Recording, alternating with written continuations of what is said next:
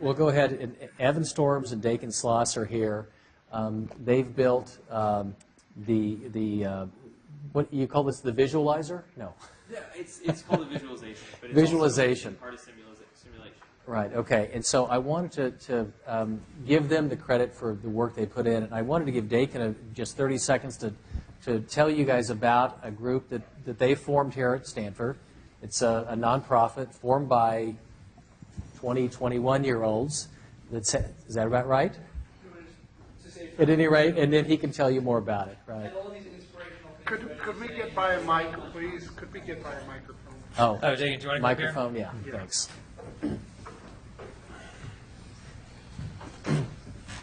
I had lots of things to say, but I'll be very quick because, we have all these very smart people up here talking.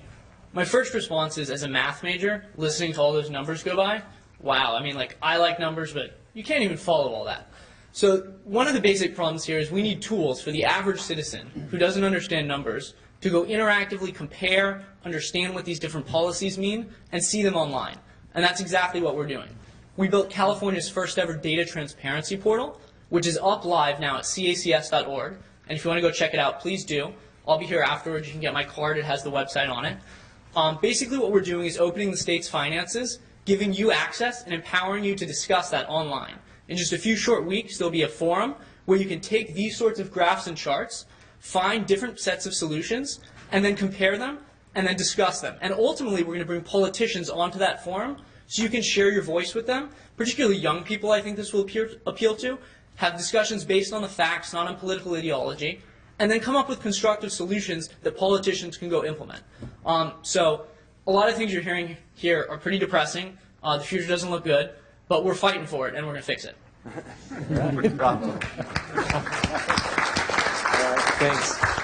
Thanks. All right. So I said to Evan earlier that what we do is, maybe you can give people a quick rundown of this, but for me, the thing to watch is are the red columns on the right-hand side that show the shortfall, right? Yeah, this is a basic graph showing the projected finances for San Jose for the next 5 years. In these leftward columns on the blue, you just have the city's revenues.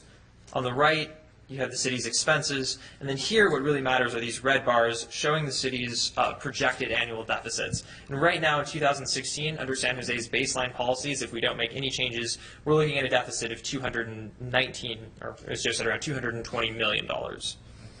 Okay, so again, what I thought I'd do is just at least suggest a couple of possible approaches here, and to try to be in a balanced way.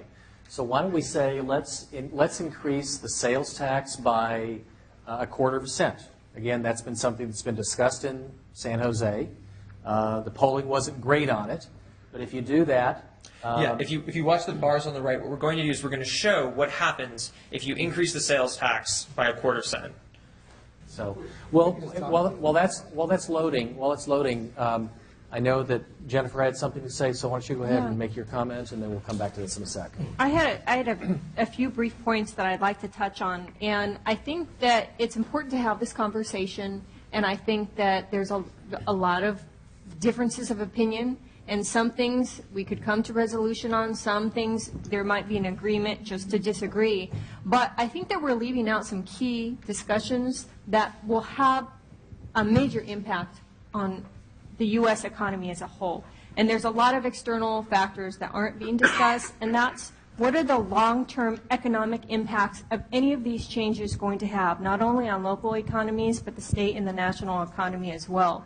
Because if you're talking about changing the way the San Jose pension system works, and then you want to also take those same formulas and you want to make them applicable to CalPERS. You want to take the same formulas, you want to make them applicable to CalSTRS. You're going to fundamentally change the economic impact that those institutional investors have not only on local economies, but the state and the nation.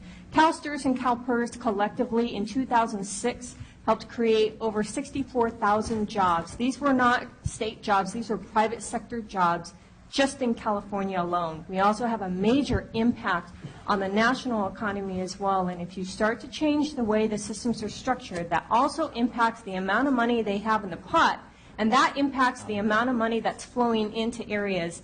Actually, this is a very heavily invested region in the state for institutional investors. One of the key ironies that's not being discussed is there's a major national movement to eliminate defined benefit pensions, and by eliminating the influence that institutional investors such as CalSTRS, CalPERS, other local pension funds, by eliminating the influence that they have is not only going to have an economic impact on state economies, it's going to have an impact on Wall Street, because they were the first ones to the table saying we need to rein in salaries that the CEOs are making on Wall Street. We need to rein in the way our proxy voting is working. We need to rein in these corporate boards because they're not serving the shareholders, and we're the shareholders. They've had a major impact, and if you start to eliminate that influence, we're going to eliminate one of the largest checks on Wall Street. And I think we've all seen what happens if you don't check Wall Street.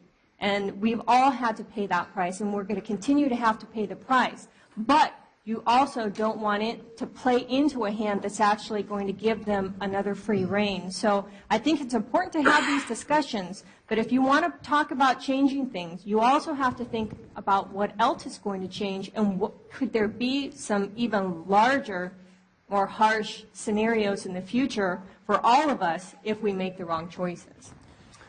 David? Jennifer, the one thing I was confused about, I mean, I think most of us think that CalPERS should have more money in the pot and more money to invest and more money to create more jobs. That is, what I'm hearing is that CalPERS is underfunded.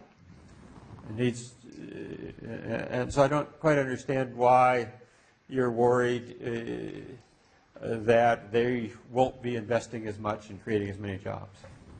Well, I think this discussion's going to be a little longer than what we have tonight. And I can't speak all specifically to CalPERS since I deal primarily with CalSTRS. It is an issue for CalSTRS of funding, but a lot of the solutions that politicians are using, because politicians like to take data from reports and use it, and they don't always understand what it means. So they'll simply take the data and say, this says it's unsustainable, therefore let's eliminate the very existence of the system and move to something else. So while we might be talking about apples to apples, the very information that we're using to talk about these apples are being used to discuss oranges. Well, there are no politicians at this table that are talking about doing that for San Jose, so you guys can go fight about CalSTRS. David, a quick comment, and then... well, I wanted to ratify John's point. We're all talking about boosting contributions here, and actually I think the failure of having the right assumptions is why they're underfunded. They should have more money.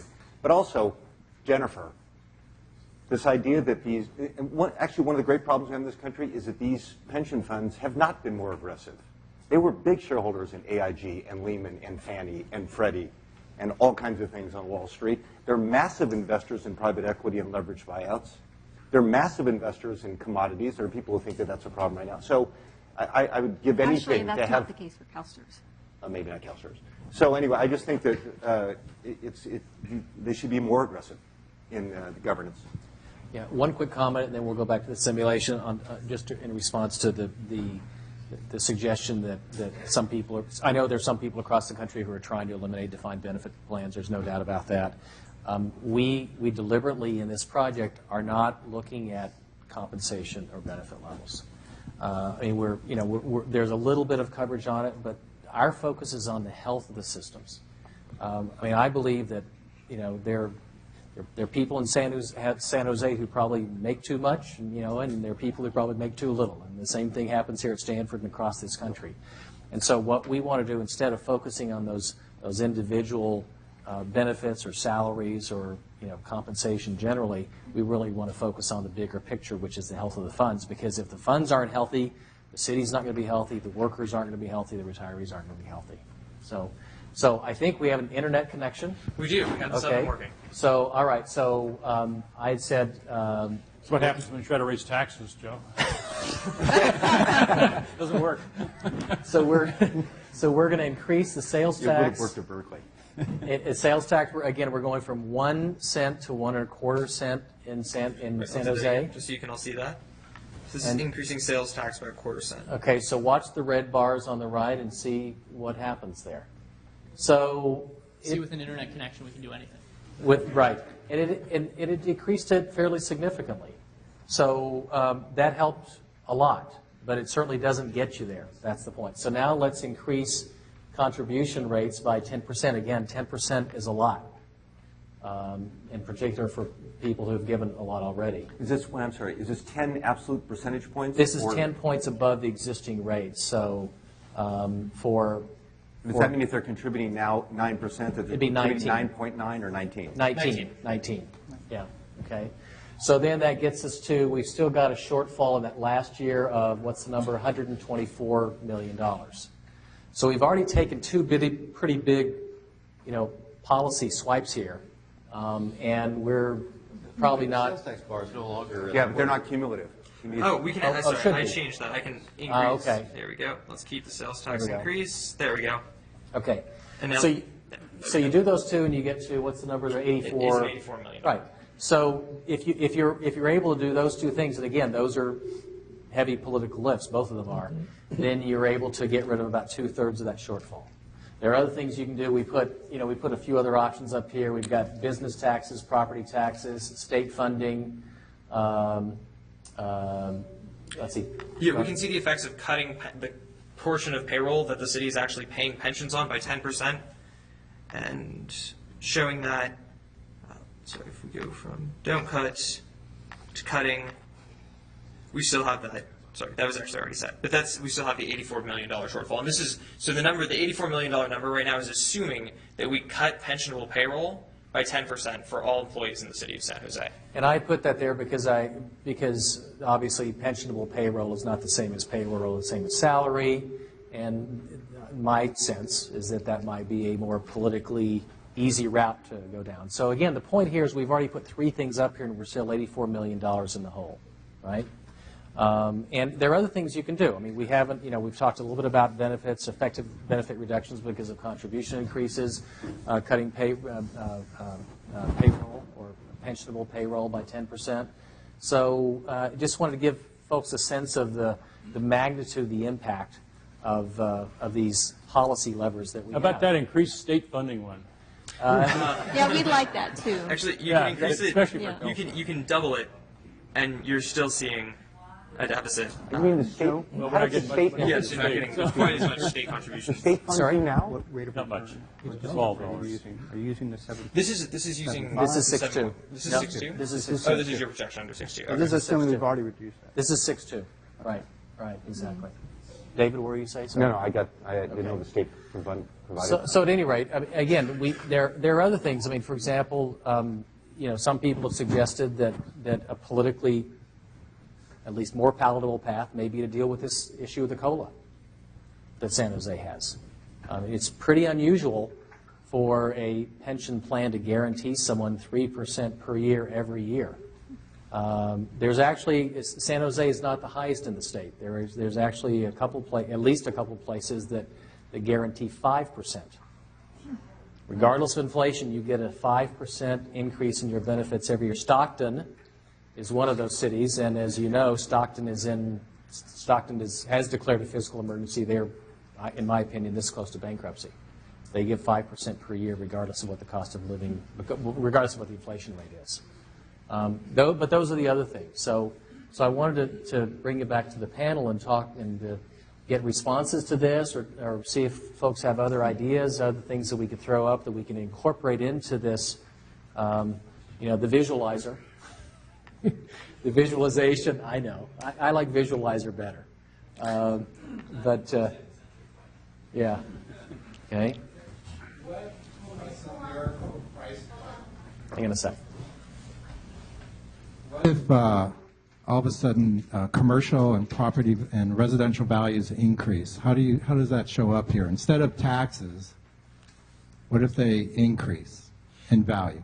If the value increases. Well, that means that you collect more taxes. You're not really raising taxes, Right, but you collect more taxes because the They would market actually- returns. How can you show that on Yeah, this? we actually can, because right now we're making the assumption that if the tax rate increases, the amount that you're taxing doesn't change. Same. So they're actually equivalent mathematically. So if we can say, like, what if property taxes increased by 20%? Or with property values. Right, which would be equivalent to property values increasing by 20%. And we still have a $130 million shortfall. Right. Okay, yes, sir. The state of California, for years, several years, did not have to put anything into the pension at all for CalPERS. And then now it's about 2% of the entire state budget. Yet people want to put the blame on pensions costing the state of California and the predicament that we're in. What is it that the city of San Jose, what percentage of pensions does it cost the city of San Jose?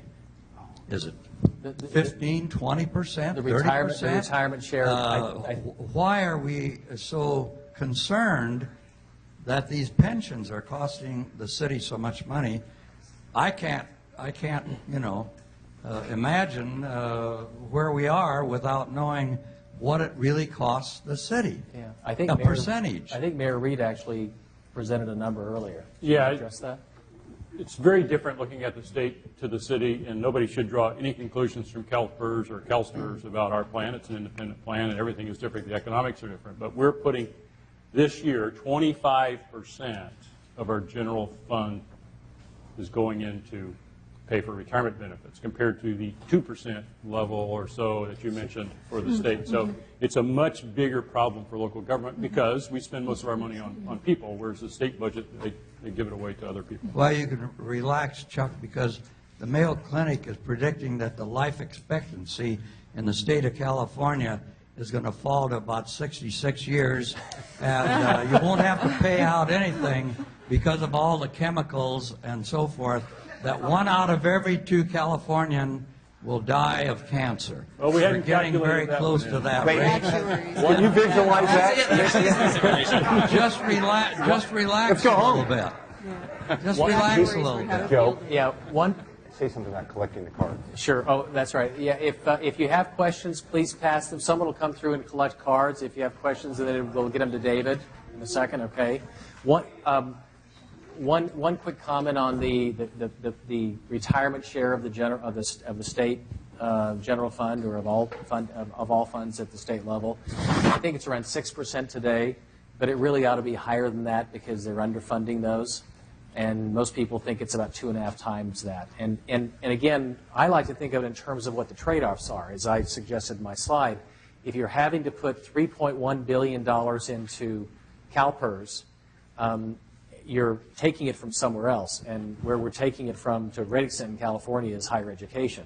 The UC system, which is down to now less than that $3.1 billion. So there are trade-offs, and those are choices that people have to make. So again, we'll collect cards here, and then folks on the panel. It looks like Dan had a comment or a question. Yeah, when we were going to talk about solutions, I thought Yeah. we were going to focus a bit more on the pensions. Sure. And I wanted to talk about a recent proposal that I think some of you might actually find interesting. Sure. I'll try to be quick. I know we're running late. But we recently began bargaining. We decided to start by offering a new hire proposal. Given California's legal protections, we thought it was a way to start to move the ball forward and move in a constructive direction. So I just wanted to highlight a few things. There's actually 6 provisions that would change from the current plan. 3 are simply to reduce costs, raising the retirement age by 5 years. There's a flow-through effect on retiree health care. Using 3-year highest average, and also adding a earnings cap on pensionable pay, which would be tied to the Social Security taxable wage base. But what I think everyone might find more interesting is how we propose to deal with the volatility in retirement costs. With 3 things, and basically right now the city is on the hook for all investment losses or subpar performance.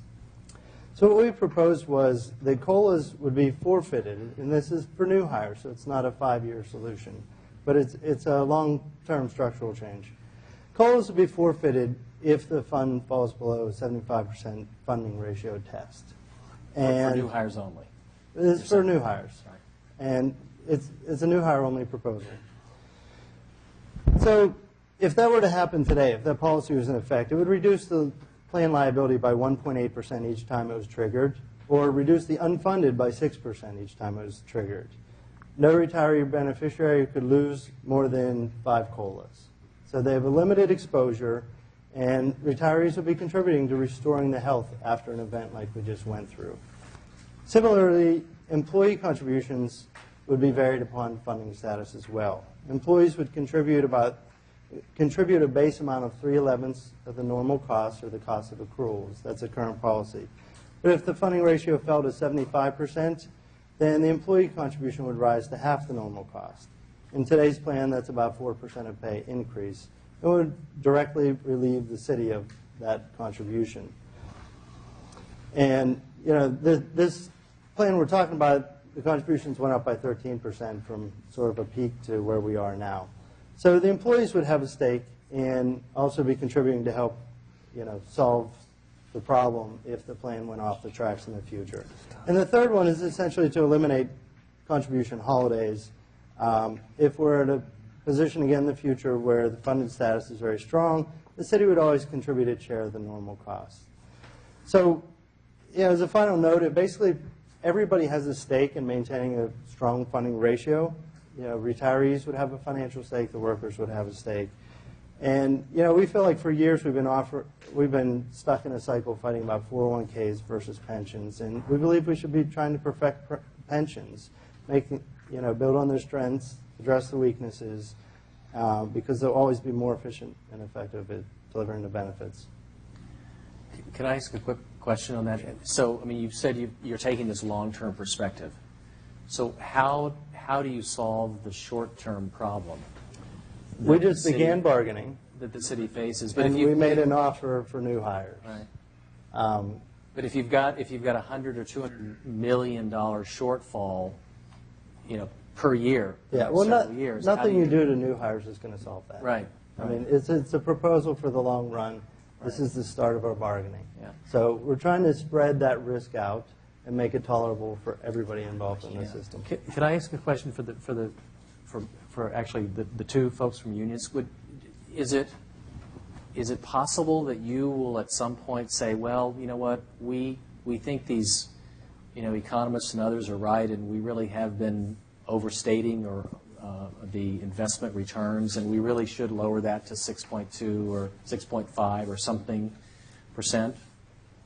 Isn't that a big part of the solution to get those proper numbers? Yeah, it's not our decision, the discount rate gets chosen, right? It's not the labor union's decision about what discount rate to use for funding. But having been a member of the legislature, I know that when labor speaks, elected officials usually listen. Well, right? And I think if that were the impact, case, right? if that were the case, we wouldn't have gone through the biggest teacher layoff in the history of the state.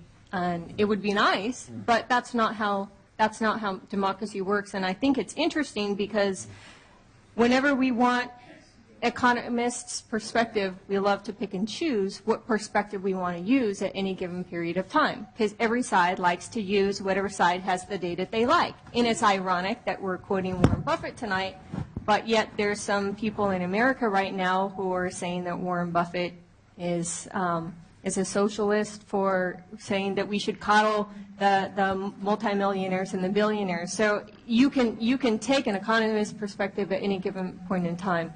I think that the reality is we have to talk about all of the impacts of all of these issues, how they're going to impact the long run, but also how do we ensure that we can maintain the kind of society that we want to in this state. So how do we make sure that when Charles takes his garbage out, someone's going to come pick it up, and when Dan takes his child to school, that he's going to have a qualified teacher in the classroom. But what happens is we get pitted into corners, and then we wind up talking about issues that really don't relate to solving the long-term problems. And that's the dilemma that I think we really have to solve. And the economists aren't going to be able to help us out because they weren't even able to predict everything that was going to happen a few years ago. It's more complicated than just one perspective.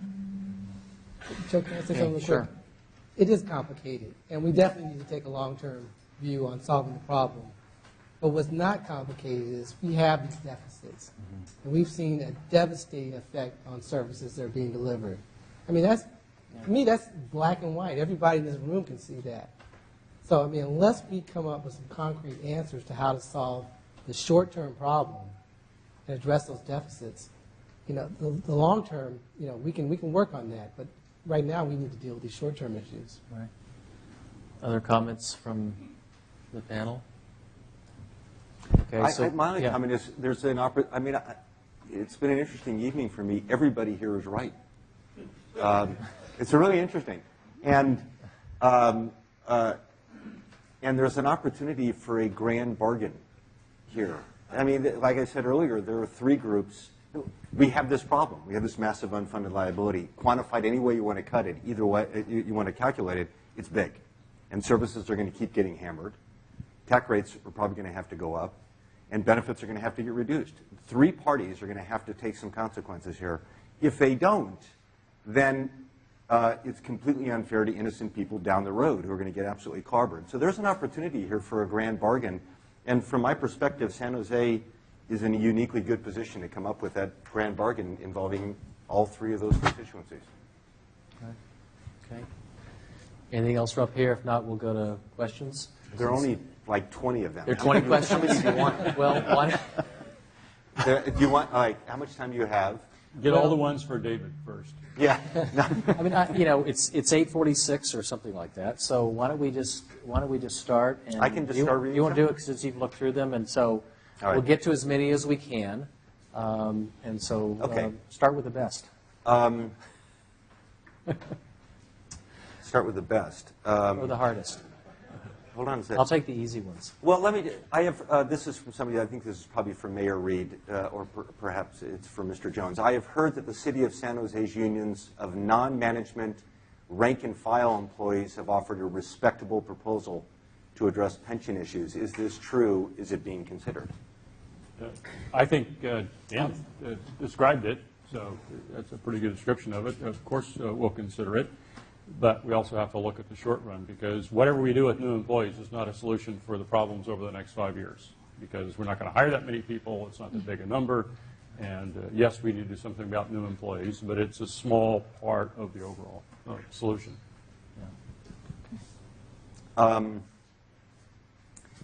This person asks, what successful benchmarks have been explored, which is another way of asking the question, are there municipalities doing this well? Who are doing it well? Well, I used to say that the city of Fresno was doing well, but then I found out that they'd issued pension obligation bonds. And so I don't know of any jurisdiction in this state that's in relatively good shape. I mean, most members of CalPERS are in the situation that I described, depending on what I believe you could check this, but I believe the state and local pension plans in the state of Washington are in substantially better shape than in California. So you might check to see why there's such a difference. Any of those who have been assuming a lower investment return assumption and forced contributions based upon that are in better shape? I believe the key difference in Washington is that the sort of normal retirement age in the plans is 62. Ah. Okay. Well, it's a perfect segue to this question, this pension obligation bond. This one's for Vince. Since interest rates are low, doesn't it make sense to borrow money to fund the shortfalls as one part of the solution? Well, my response would be it's quite appealing because interest rates are low. But what a terrific way to kick the can down the road. Mm-hmm. So I wouldn't recommend that. And in my mind, that's kind of analogous to, I can't pay my mortgage, so let me take out a second. Mm-hmm. I'm not in favor of that. This question asks, assuming new plan benefits are adopted, what happens if future boards, who have the constitutional ability to do so, go back to unrealistic assumption rates? Do we end up back in the same place 20 years down the road? I'd like to answer that one. Yes. It means you need boards that are run by the people that are taking all of the risk. And since the risk is being taken by beneficiaries of services, the risk is not being taken by the beneficiaries of the pensions, but the people whose taxes will go up or will have their services cut. The people on those boards should be those people taking the risk. which in my view are largely young people. They're the ones who should be on those boards. Sorry? Thanks. This is fun being the one to... I don't get to do this often. Do you agree that we have, I don't know if this is to anybody on the panel, do you agree that we have a moral obligation to meet our obligations to current and future retirees? Can I jump in real quickly? Yeah, please. I think we have a moral obligation to honor the commitments and the benefits that have been accrued to date. Even though it's So, a mistake. so even if the promises that were made were not realistic because people took those jobs, they made tough decisions, they became firefighters like my younger brother because he thought that there was a package that was offered to him, and so I do think you have to honor those commitments to date. Going forward, I think you have to look at changes in those benefits going forward because I don't think the numbers will work unless you change those benefits going forward. I want to disagree with you a little bit, Joe. I think we have a moral obligation to try to meet whatever commitments we've made, but we also have a moral obligation to the citizens of the city to provide services. And the city of San Jose and the state of California are not in the business of just being a pension. They're in the business of providing services to their citizens, and that's where there's also a moral obligation. If I may add, I'd go further. We have a contractual obligation. This morality, you can come out on either side of what's moral and what's not. This is a contractual obligation. You can argue what's the nature of the obligation. Does it include benefits which have not yet been accrued for people who, for the years not yet worked? But bondholders have a contractual obligation from the city of San Jose. Bondholders from the of the state of California have a contractual obligation. That city and the state are obligated to make those payments, just like they're obligated to make these retirement payments. Well, I think there's another point that's out there is that the individuals within the system, they're actually, at least for the CalSTRS system, they're actually paying their portion. And so they're giving up their paycheck, the employer's giving up their paycheck, and it is a contract. Now, I know that there's a lot of controversy, and there are a lot of people that are of the perspective that there isn't money, we have to do something. And I think it's very complicated. This is one of the differences between the private sector and the public sector, and that's what does make it a dilemma. The public sector can make a choice to say, are we going to increase revenues? Are we going to cut services? There are things that can be done. People might not want to do everything because we love to have our cake and eat it too. We love it and we like our cake with a lot of frosting. But the dilemma is you have to make a choice and say, if you do want to have the best educational system, if you do want to have the safest streets in the nation, if you do want to have all of these services, there is a price to pay. If you're willing to pay the price, great. But if not, you have to realize there comes a time when you have to have a difficult discussion. Can I add one thing? We're talking about future service, past service. In the federated plan of the accrued liabilities, 60% of it's for retirees, people who quit but have a vested benefit, disabled folks, but folks not working for the city. 40% of the accrued benefits are for past service. So that's the pool of accrued benefits. Now, if you add in future service, that's 13% of the pie. It's only 13% of the pie. And most pension plans you'll find work similarly. The retirees are the most expensive in terms of liabilities. So the future service is, if you want to get 10% of savings, you basically have to shut off future service. And that triggers Social Security participation. And when you shut off future service, you'd only avoid the normal costs, not the unfunded liabilities. So it really is sort of arguing about the price of an apple that's 90% eaten at this point. I mean, it's very difficult to craft solutions around this in the next 5 years. Is that why these other jurisdictions have largely gone after the COLA? Is it moves the needle much more? I did not realize the math you just mentioned. Yeah, I mean, it's the deferral of payments is a powerful factor in the cost of the liability on an individual, right? So retirees are pretty expensive. Folks close to retirement, New hires are just simply not that expensive. Oh, I'm sorry, then I misunderstood you. New hires, I'm No, talking no, about no. I'm accrued saying service future for, service for current workers. That's what I'm asking. Is You about said that's only 13% 13%? of projected benefits. Yeah. And it's pretty common that that's a small part, just simply the way they value benefits, right? And you're suggesting 13% is a small slice of the pie. Of the overall pie. It's a It small really is. slice of the pie, but I think it highlights the fact that you've got to have lots of those slices of the pie. That, I think, needs to be one of them, most likely, with other things that get you to that number. So it may appear small, but I But think you can't avoid the entire 13%. Understand. Understand. What I'm getting at is it's very difficult. It's Right. easy to say, well, let's Right. do this, but. Right. Well, so it's a segue to this question, speaking of bonds. The city, this must be from Mayor Reed, the city of San Jose spent bond money on libraries and a police substation that they basically cannot afford to operate. If laws can be overturned, why don't they try to default on the bond debt? I don't know if you issued bond debt specifically to open to. We did.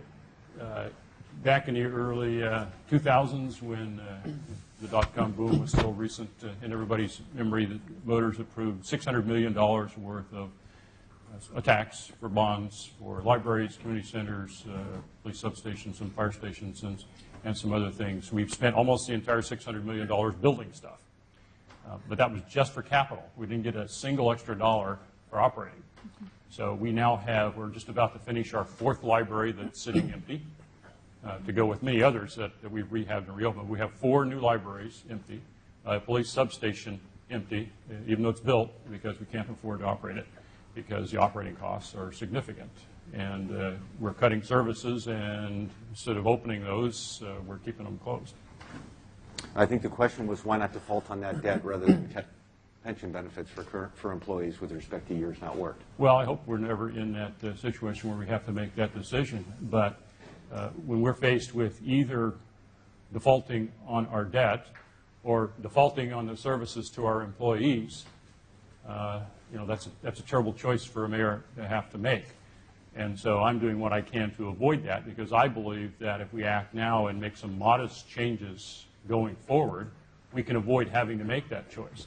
But if we underfund the programs, all this discussion about discount rates is just about underfunding the programs. If we underfund the programs, then it's just a matter of time until we can't pay the retirement benefits. Another one from Mayor Reed. This year, San Jose spent roughly $40 million on pre-funding retiree health care. This is discretionary funding, according to the questioner, that virtually no other municipality does.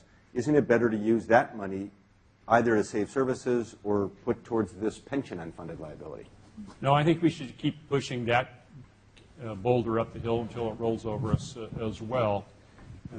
Because 1984, the council decided to give free health care to our employees when they retired for life and pay as you go. Well, the unfunded liability for that today is $1 billion. And that's the money we need to have in hand today to be able to pay for the health care for the people who are going to retire. We don't have that money in hand. So I think it's better to start funding that rather than just say we're going to default on that some day in the future when we don't have enough money. I'm trying to protect my employees who have earned and accrued certain rights. And we need to have money to do that. And what I don't understand is why the employees and unions aren't demanding that we fully fund these plans instead of using actuarial assumptions to justify not funding the plans. Now, yes, that costs more money, but the people who are expecting to get paid need to have money in those plans. And I don't understand why the unions, and maybe they could explain it, aren't demanding that we fully fund these plans. I mean, CalSTRS is just getting hosed. The employees are paying, the local government's paying, the state's not paying. And that is a recipe, of course, for failure. When you run out of money, you're out of money. Just to clarify, CalSTRS does not have retiree. There's no health plan associated with CalSTRS. That's locally negotiated. And that we've seen a decrease in the retired teachers that actually have health care. CalSTRS had conducted studies in 2006, and I think it was 2008, and had found that I think it was over 60%, and that number I believe it's growing, are now losing their retiree health benefits. There's very few districts that actually offer full retiree health. Most don't. It's Medicare after 65. Sorry. Next, go ahead. Do police and fire department employees deserve to retire earlier and get a greater percentage of their salary in retirement than other employees? I guess they get retirement at 50 with 90% versus 55 with 75%. I guess that's for anybody in the panel. I thought it was 3% at 55 in San Jose, but maybe I'm confusing it for firefighters. No? What is Sorry? it? Sorry? 3% at 50, maxed out at 90%. Got it, okay. You know, I don't really know if it's really a question of do they deserve it or not. I think it's a question of is it sustainable and can we afford to do it? That's the real core question, not whether they deserve it. I mean, it's a hard job, it's a dangerous job, and, you know, we really honor our, you know, public employees, but can we afford to do it? This person then also asks, is it fair to eliminate the 30-year retirement for someone with 27 years of service and no Social Security benefits? Is it fair to what? To eliminate the 30-year retirement for someone with 27 years of service and no Social Security benefits. Is that what's being proposed? No, not in San Jose. Maybe I don't understand the question. What's that? The ballot measure proposes that. No, that's not what the ballot measure proposes, so maybe I misunderstand the question. That's not what the ballot measure Is it fair to eliminate the 30-year retirement for someone with 27 years of service and no Social Security benefits? Somebody who has 27 years of service can retire.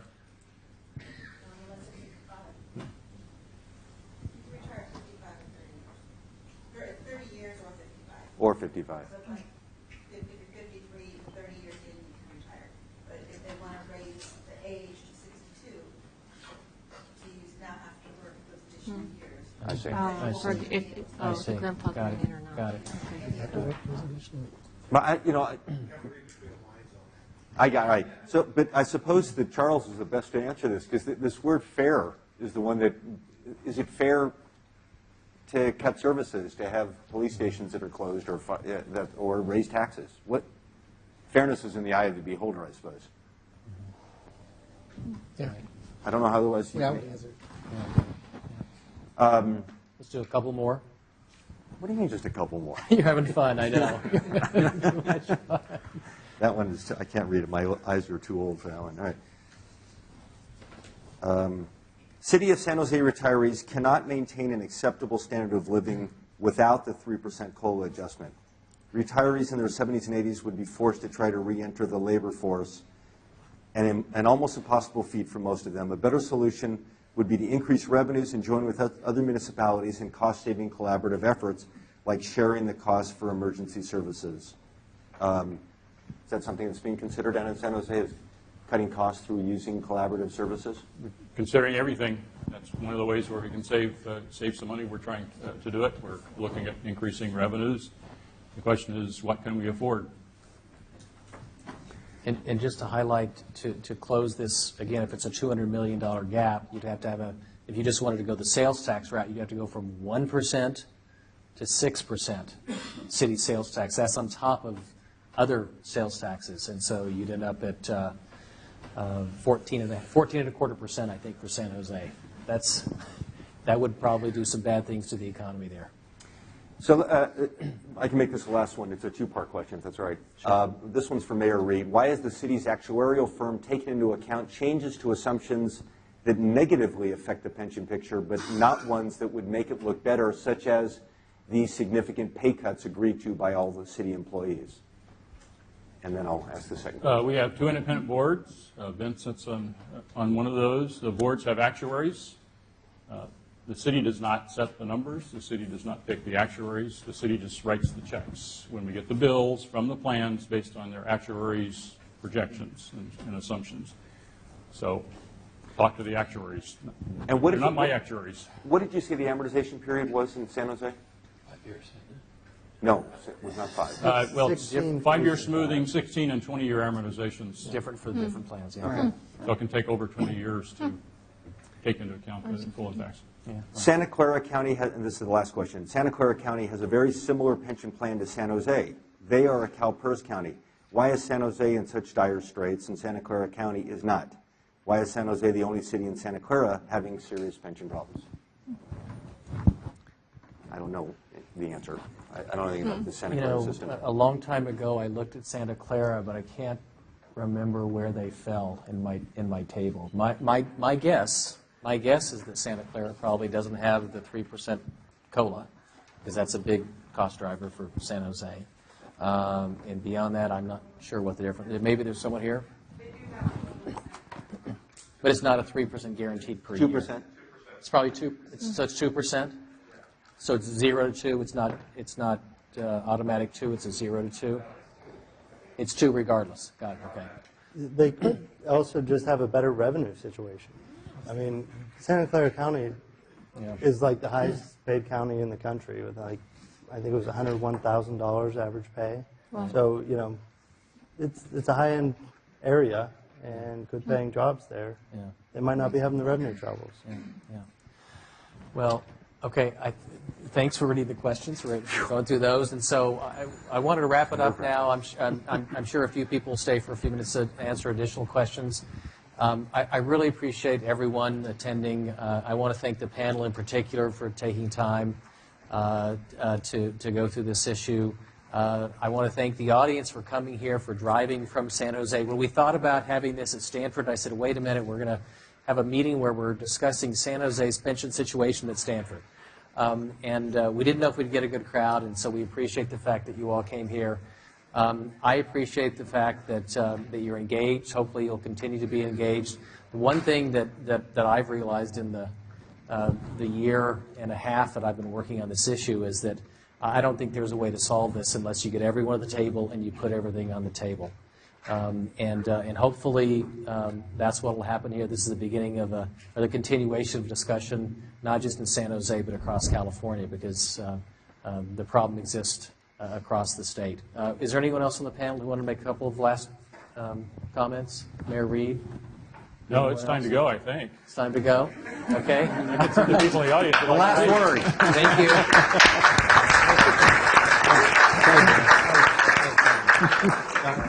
It was good. Thank you. You've got a great sense of humor.